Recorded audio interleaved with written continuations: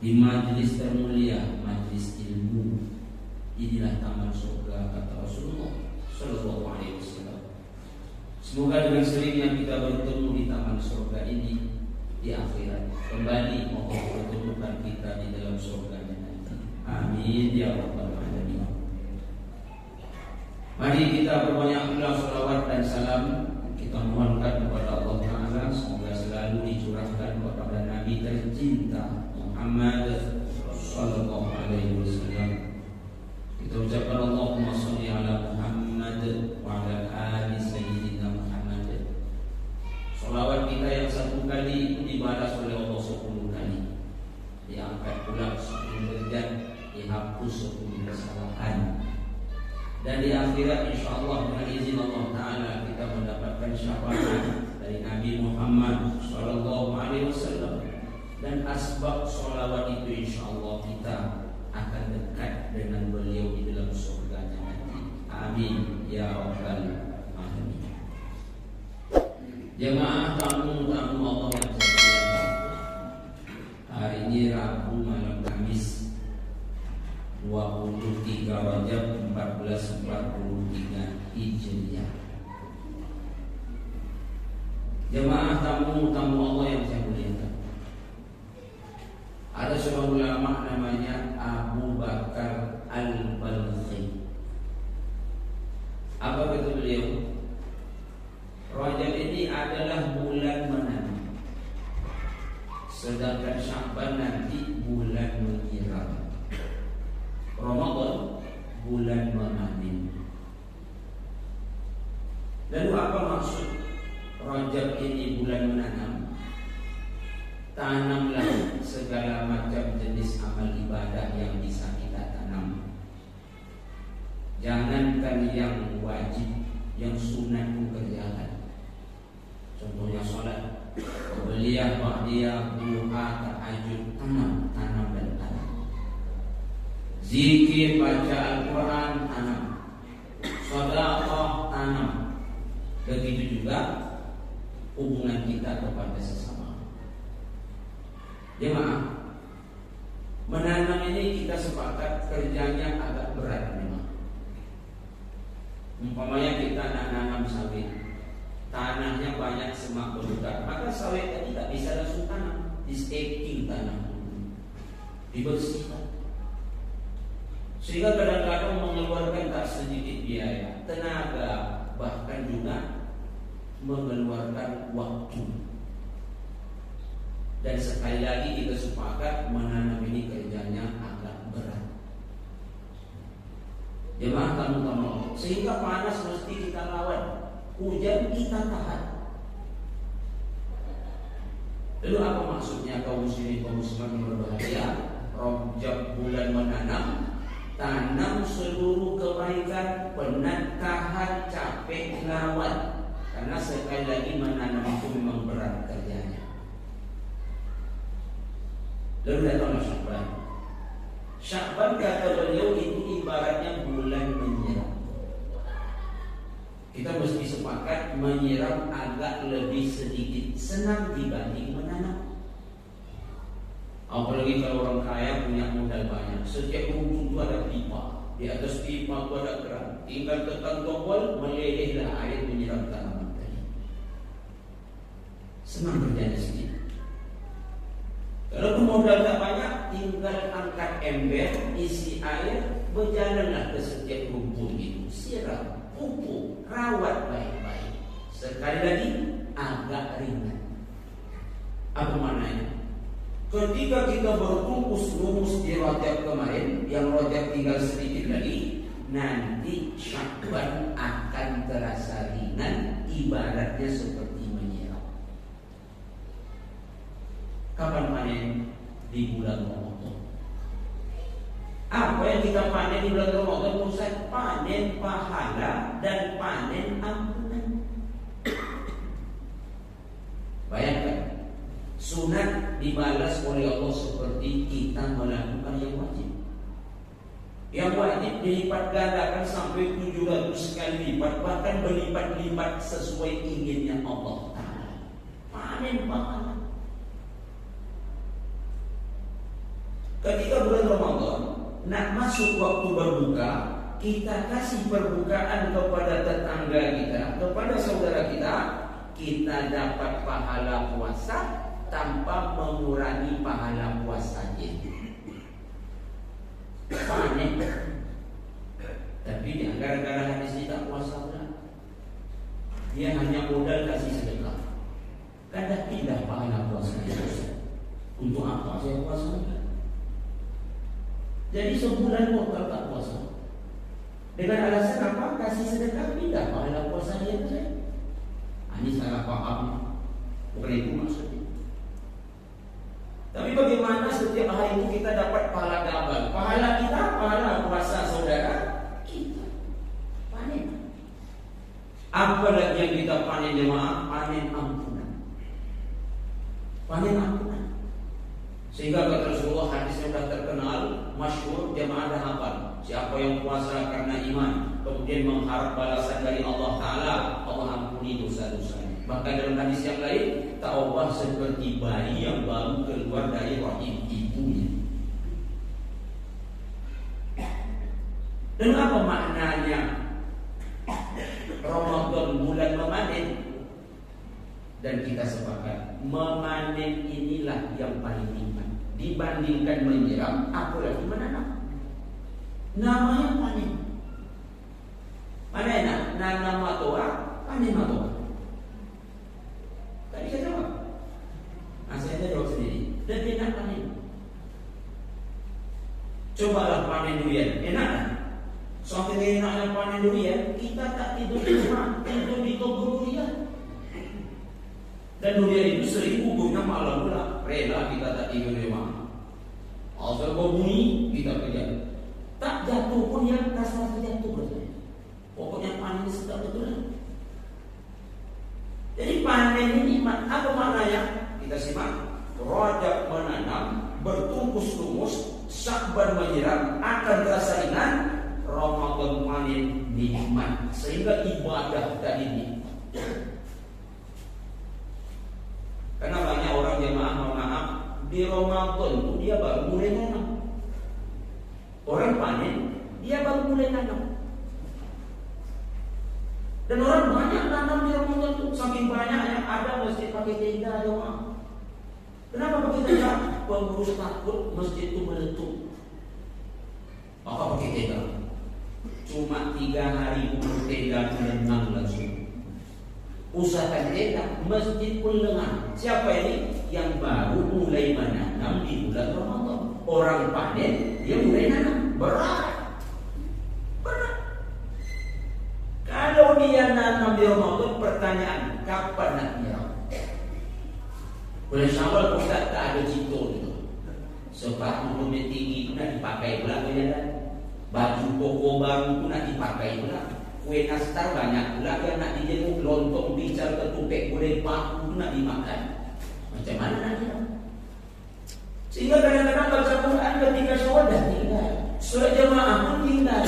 Kalau menanam baru Ramadan, lalu Syawal tak menyiram, tak bakal akan panen orang ini. Jemaah, untuk beribadah tak ada istilah terlambat. Walaupun masih ada seminggu kurang lebih Rajab ke depan, ayo semangat. Semangat. Sahabat-sahabat itu dulu jemaah semangat beribadah. Saking semangatnya, ada hadis dari Anas bin Malik riwayat Imam Bukhari dan Muslim. Dan hadis ini juga dari Aisyah radhiyallahu anha. Pada suatu ketika datang 3 orang laki-laki ke rumah Rasulullah SAW. Mengapa 3 orang laki-laki ini ingin tahu bagaimana amalan Nabi Muhammad SAW? Dan mengapa mereka ingin tahu? Nak menyaingi amalan Nabi. Bayangkan semangatnya. Nak menyaingi amalan Nabi. Dan kebetulan Nabi tak ada di rumah. Siapa di rumah? Aisyah radhiyallahu anha. Bertanya Tanyalah sahabat ini bagaimana amalan Rasulullah SAW. Lalu diterangkan oleh Aisyah radhiyallahu anha, apa tekad 3 orang sahabat ini nak menyaingi amalan Nabi. Caranya, lelaki pertama, dia takkan tidur di waktu malam. Berarti mengapa dia tahajud semangat? Kan semangatnya. Lelaki kedua mengapa dia? Lelaki kedua tidak akan makan kecuali waktu malam. Berarti puasa terus. Yang dahsyat laki-laki nomor 3. Mengapa laki-laki nomor 3 tak nak berbini? Awak nak menambah, dia tak nak berbini. Dia tak nak berbini. Padahal beristri itu ibadah, bersuami itu ibadah. Saya katakan ibadah paling lama rumah tangganya. Kenapa Ustaz bilang paling lama? Mulai semenjak kita ucapkan aku terima nikah Maimunah binti Maimun dengan mas kawinnya berangkat alat salat tunai sampai hari ini masih dalam lingkaran ibadah ini. Salat sebentar cuma 10 menit. Bahkan ada yang salat 2,5 menit. Kenapa? Inna aqina ya. Haji dosa sebentar cuma 6 hari. 8, 9, 10, 11, 12, 13. Tapi 42 hari Pak Ustaz, itu bonus cititor. Kita hajinya tamattu. Puasa cuma kurang lebih 12 jam. Startnya azan subuh, finishnya azan maghrib. Dan apa ibadah terlama? Menikah. Makanya kita istri senyum kepada suami, pahalanya. Tapi suami kita bukan suami orang. Suami juga senyum kepada istri, ibadah. Tapi istri orang dosa. Berbonceng awak atas soda, agak jauh jaraknya, parah tapi kecil. Lebih dekat ke depan, agak besar. Dipeluk suamimu lebih besar. Ibadah. Sementara yang satu ini tak nak begini, karena dia mengganggu ibadah. Jemaah, singkat cerita Rasul pulang, Aisyah radhiyallahu anha bercerita. Apa cerita Aisyah? Yang tadi. Lalu Rasulullah SAW masuk ke masjid, berdiri di mimbar. Apa kata Rasulullah? Aku lebih bertakwa daripada kalian. Bukan bermaksud Rasulullah. Aku malam hari beribadah, aku tidur juga. Aku siang hari berpuasa, makan juga. Bahkan kata Rasulullah SAW, aku juga punya istri.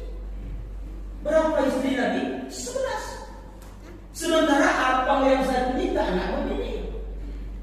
Maka Rasulullah bersabda, an-nikahu sunnati wa man raghiba an sunnati falaisa minni. Nikah itu sunnahku. Yang tak menikah berarti ingkar kepada sunnahku. Begitulah Nabi. Tapi apa pelajarannya? Saya katakan tadi, sahabat itu semangat. Semangat. Ada hadis yang lain, jemaah pasti sering dengar. Seorang lelaki bernama Mujibah al-Badili. Dia datang kepada Rasulullah. Ya Rasulullah, masih kenal tak dengan saya? Kata Rasulullah, lupa ingat. Saya ya Rasulullah Mujibah. Mujibah? Iya Rasul. Kok kurus kau sekarang? Saya ini kurus memang, kurus pula ada daripada saya. Jadi karena itu Rasul lupa. Karena dulu rupanya dia gemuk, sekarang kurus. Bertanya ya Rasulullah SAW, kenapa kau kurus macam ini? Aku ya Rasul tak makan kecuali malam. Berarti mengapa dia? Puasa. Lalu apa kata Rasulullah kepada dia? Kau cukup puasa Ramadan saja. Aku masih kuat ya Rasul. Aku masih kuat. Kalau masih kuat, tiap bulan tambah 1 hari. Apa kata dia? Jemaah, masih kuat aku ya Rasul. Masih kuat juga. Tambah bulan puasa 3 hari. Kata dia, ya Rasulullah, aku masih sanggup.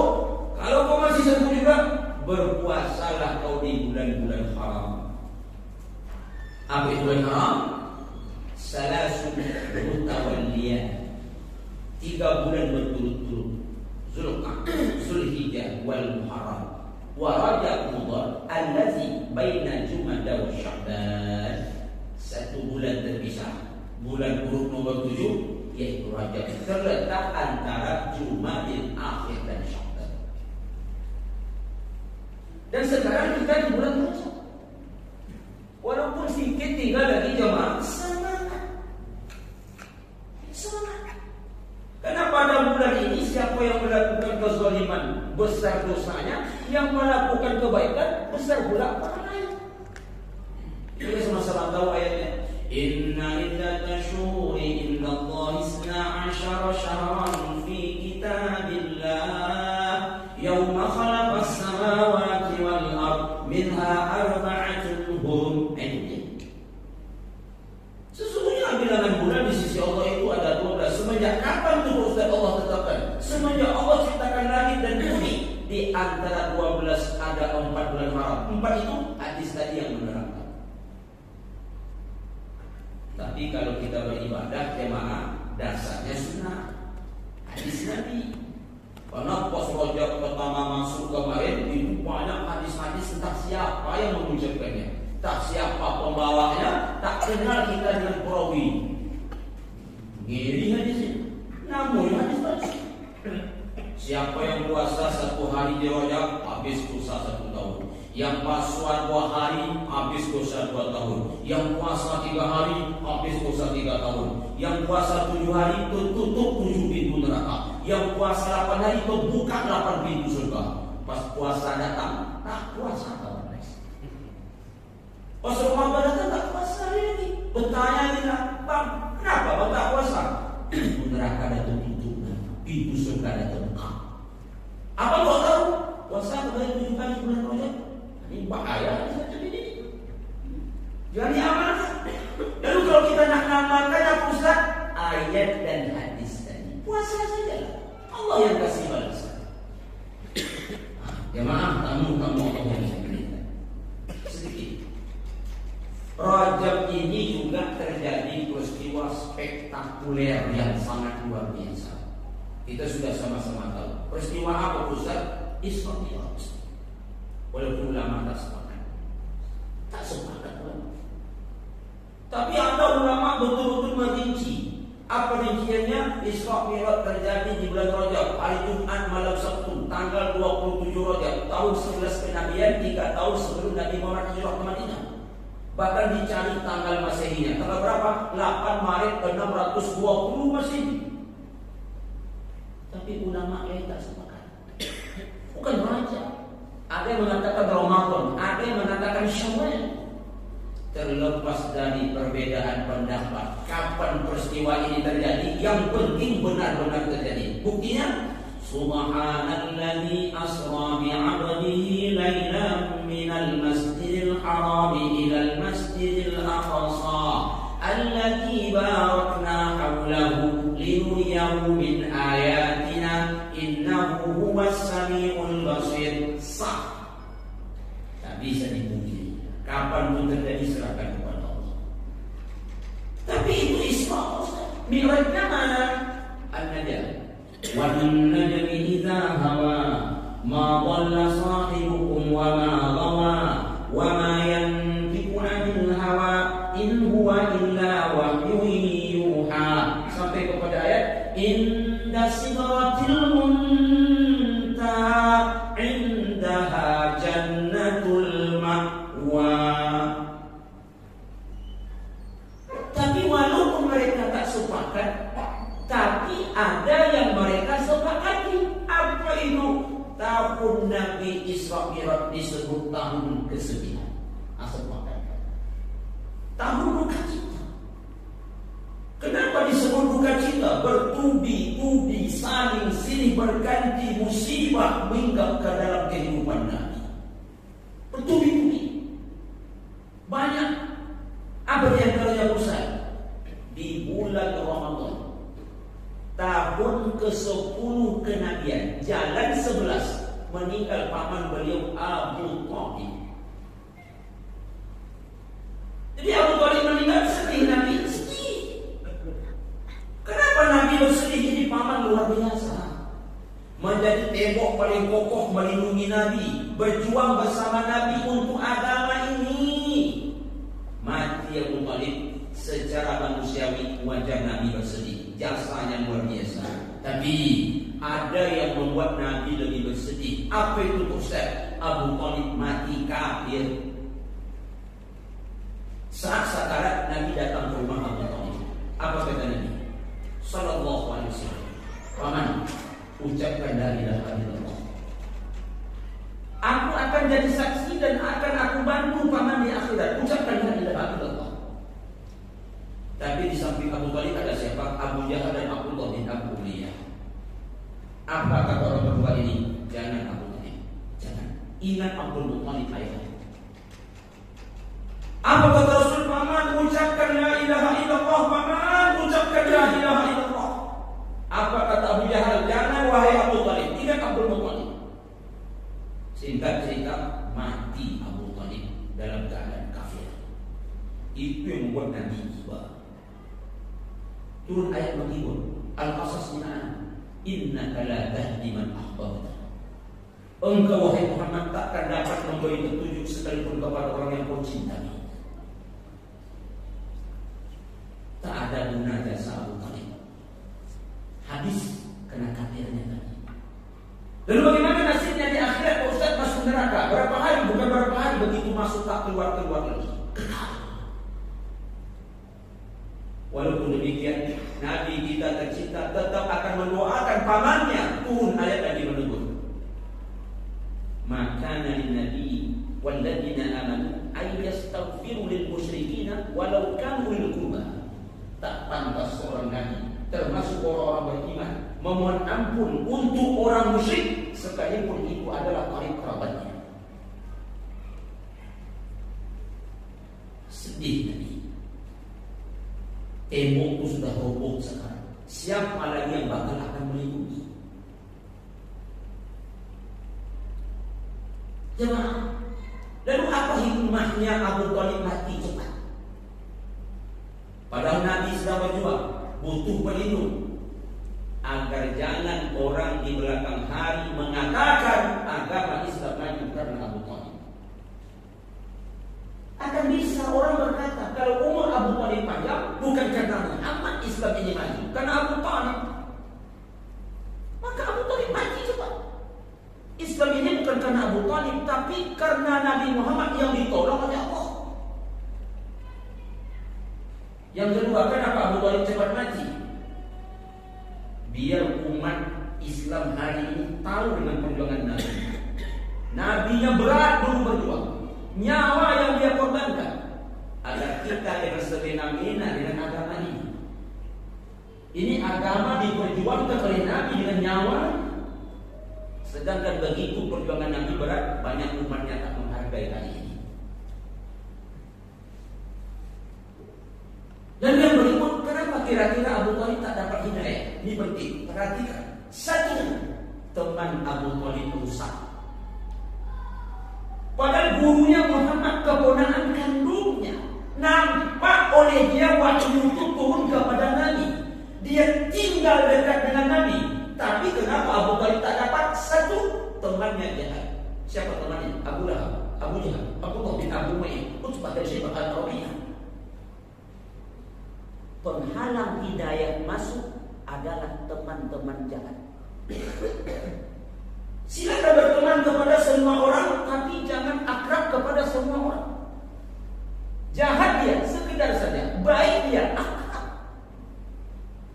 Al-mar'u 'ala dini khalili. Seorang tergantung kepada agama temannya. Falyanzur ahadukum may yukhalil. Perhatikan teman. Pengaruh yang baik ini lambat. Yang biasanya cepat pengaruh jahat. Begitu ya.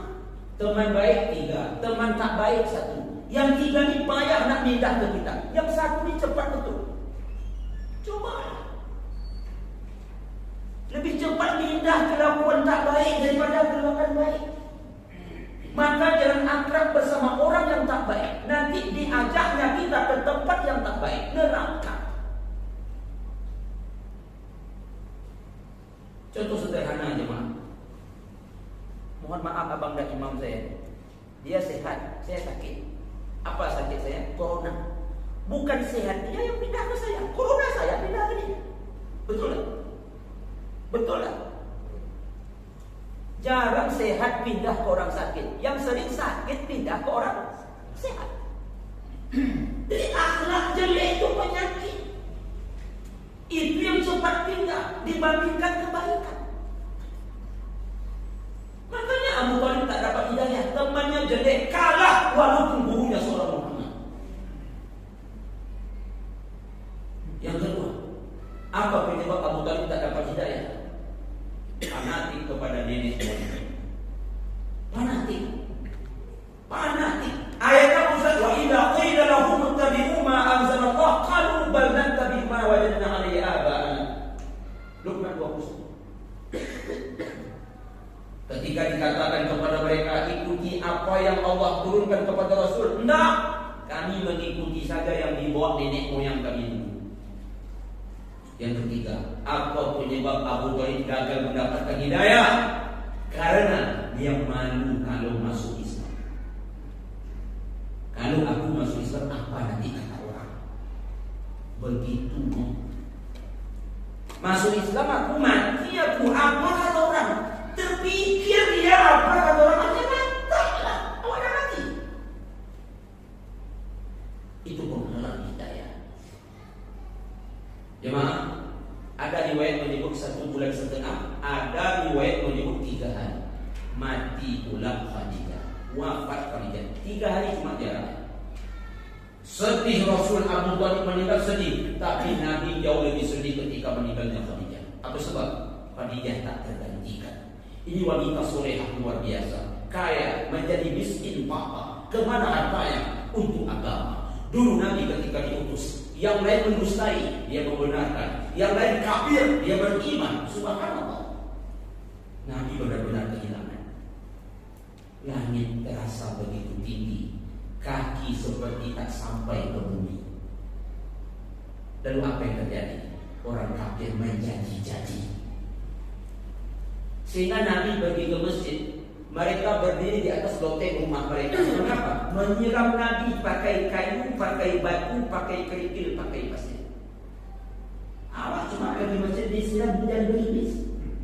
Itu pun langkah kita kadang-kadang mundur. Apa lagi kita buat?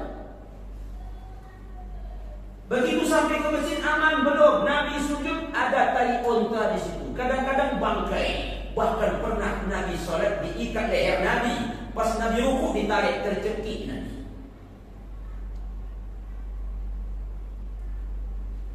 Sepertinya tak ada lagi kawan di Mekah yang banyak melawan. Kemana Nabi pergi? Ke Taif. Untung orang Taif masuk Islam. Tapi apa yang terjadi? Sekampung orang Taif mengambil apapun yang dapat melemparkan kepada Nabi. Bukan hanya air mata yang keluar, bukan hanya keringat yang keluar. Ando milik Utsbah dan Syaibah anak Rabi'ah berdoa di sini. Allahumma inni ashku ilaika dha'fa quwwati wa qillati hilati wa ala nas. Anta arhamur rahimin, anta rabbul mustaqim, anta rabbi. Ila man tahiluni, ila qarini yatajahtanani, atau ila aduwin manaqtahu amri, illa yakun bika alaihi wa rahubani. Ya Allah, aku datang mengadu kepadamu. Ku akui kelemahanku dan ketidakberdayaanku. Ku akui lemahnya siasat. Ya Allah, Engkau Tuhan yang Maha Pengasih, Maha Penyayang. Engkau Tuhan orang-orang yang lemah. Engkau Tuhanku, perhatikan aku. Kepada siapa nak kau serahkan diriku? Kau serahkan aku kepada keluarga, mereka membenci. Karena keluarga Nabi ketika itu banyak yang masih kafir.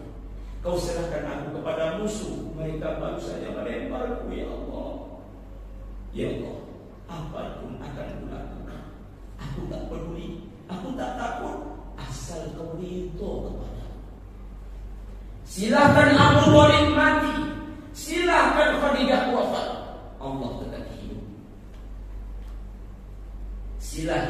penduduk bumi tak menolong, tapi ada penduduk langit yang menolong. Apa bukti? Allah kabulkan doa Nabi, turun malaikat. Wahai Muhammad, itu bukit dan gunung. Bagaimana kalau kita lemparkan ke Taif? Penolong. Masya Allah, sabar Nabi teruji. Apa kata beliau? Jangan. Bahkan beliau angkat tangan lagi, Allahumma di qaumi fa innahum la ya'lamun. Ya Allah, tunjuki orang Taif, mereka tak tahu apa tujuan kedatanganmu. Jemaah, Isra dan Mi'raj mengajarkan kita untuk sabar. Di samping sabar, Isra Mi'raj mengajar kita untuk syukur. Syukur itu diwujudkan dengan salat. Makanya ada ayat yang berbunyi, Ya ayyuhalladzina amanu ista'inu bis-sabri was-salah. Saya mau tanya sama jemaah. Jemaah ingin masuk surga? Banyak yang tak menjawab. Yang tak menjawab ini mungkin saya yakin akan masuk. Maaf dulu. Saya yakin semua pasti ingin masuk surga. Ketika kita ingin masuk surga, jangan tanggung-tanggung minta kepada Allah surga yang paling tinggi. Jangan malu-malu. Allahumma inni as'aluka al-firdaus al-a'la al-jannah. Ya Allah, aku minta surga Firdaus yang paling tinggi. Yang itu tu minta. Yang itu tu minta. Supaya kita bisa masuk surga Firdaus, salatnya mesti khusyuk. Kita dah bacakan ayatnya tadi waktu maghrib. Qad aflaha al-mu'minun alladzina hum fi salatihim khashi'un. Sampai kepada ayat walladzina hum 'ala salawatihim yuhafizun. Ulaika humul warithun alladzina yarithuna al-firdaus fiha khalidun. Salat. Di antara sekian banyak syarat masuk surga Firdaus adalah salat. Untuk salat di antaranya. Kalau syarat masuk surga Firdaus mesti haji, Pak Haji dan Bu Hajah saja yang masuk. Yang tak haji, mikir. Dan begitu. Kalau yang masuk surga Firdaus yang bayar zakat, yang miskin tentu mikir. Kalau syarat masuk surga Firdaus mesti jihad fisabilillah, memerangi orang kafir, menolong saudara kita di Palestina. Oh, kita tak masuk, ya mak, awak penakut. Orang Palestina datang ajak kota impah, ada takut kita itu. Apalagi dia ajak orang. Tapi apa syaratnya? Salat. Siapa kita yang tak bisa salat? Yang kaya bisa, yang miskin bisa, lelaki bisa, perempuan bisa, orang sehat bisa, yang paling parah sakitnya pun bisa. Berarti semua kita punya kesempatan yang sama akan bisa masuk surga Firdaus. Salat mesti khusyuk. Tentang khusyuk sebagai penutup, saya sampaikan sebuah kisah. Saya ambil dalam kitab Al-Khusyuk fi Shalah fi Dawil Quran wa Sunnah karangan Sa'id bin Ali Muhammad Al-Qahtani. Ada seorang ulama namanya Urwah bin Zubair. Salat yang khusyuk. Pada suatu ketika kakinya kena virus, tapi bukan virus corona, kena kaki. Kalau virus corona, kerongkongan jadinya. Jadi kalau virusnya ganas, singkat cerita, akan diamputasi kaki. Apa kata dokter? Syekh jangan takut, Syekh dibius dulu. Nanti setelah dibius, Syekh tak akan merasa sakit, bahkan hilang ingatan. Baru dikerak. Apa kata beliau? Kalau dibius hilang ingatan, iya Syekh, jangan bius aku. Berarti kalau dibius hilang ingatan, aku melupakan Allah, tak bisa. Lalu gimana Syekh? Saya berwudu dulu. Nanti setelah berwudu saya salat. Sedang salat potong kaki. Puncak dokternya. Biasa pasien puncaknya dokter puncak. Apa yang tidak mati lah itu ini. Kata Urwah bin Zubair meyakinkan jangan takut, lakukan. Singkat cerita ini saya potong ceritanya. Berwudu Urwah bin Zubair, lalu dia salat. Allahu Akbar. Dipotong dokterlah kaki. Apa yang terjadi Ustaz? Macam tak ada menjadi. Pas sampai ke tulang kan keras itu. Dan waktu itu tak secanggih zaman sekarang, pakai gergaji, bunyi. Sadar dia? Enggak, kapan sadarnya? Assalamualaikum warahmatullahi. Assalamualaikum warahmatullahi. Udah siap, udah Syekh. Bawa kaki pun sini, dia gendong kakinya. Apa dia baca? Alhamdulillah. Kau ambil satu, kau sisakan satu lagi Allah. Dikerat kakinya tak terasa. Awak baru Wadduha ayat 15 terkerat lagi. Wadduha ayat 15 terkerat lagi. Na'udzubillah. Jemaah, tentu banyak hikmah biar besok disambung oleh Ustaz Dr. Zulkarnain Umar MSI. Malam ini cukup sampai di sini. Kita tutup dan doa kafatul majelis. Subhanakallahumma rabbana wa bihamdika asyhadu an la ilaha illa anta astaghfiruka wa atubu ilaik. Billahi taufiq wal hidayah. Wassalamualaikum warahmatullahi wabarakatuh.